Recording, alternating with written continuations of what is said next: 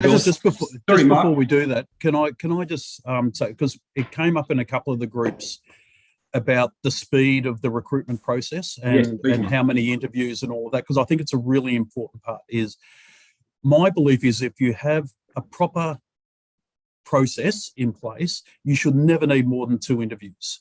And there's also now the ability, using the analytics that we have, to actually reduce it down to 1 interview, and you'll still get a high quality candidate at the end. And somebody met, I can't remember who it was, sorry, but how the employers are taking so long at making up their mind, and I think it was Ben for his clients, and the problem is you can do this really quickly, and top quality candidates, they've got lots of options. And so the quicker you can make a decision, if you can go through the process and have the decision done in a week or 2 weeks, you'll get the best quality candidates. And so it's a really important thing, to do that. So it's about having that process. Sorry.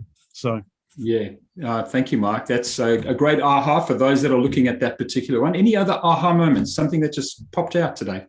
I'd really like to comment on that, Mark, on what you just said. And I think 1 may be too little, but more than 2 is probably way too much. You're not going to find out more about somebody in that process.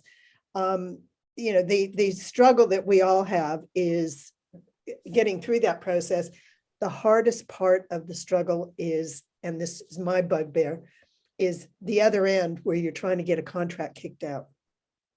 And because it's usually done through a HR software system, it can take weeks for it to go up and down the line for ticks and come back down.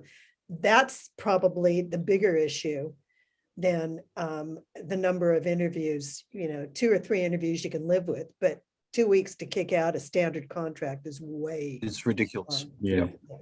Yeah, that's a big aha, Denise. Technology slowing us down. It's amazing that you put in something like Workday as an example of that, where it can take 3 weeks to kick out a contract that is a standard contract, which means you're changing a name, you're changing a number, and you're changing some details. That's it. Wonderful. Can I tell you, that's not technology that's slowing that down. That's HR people. Well, so. Yeah.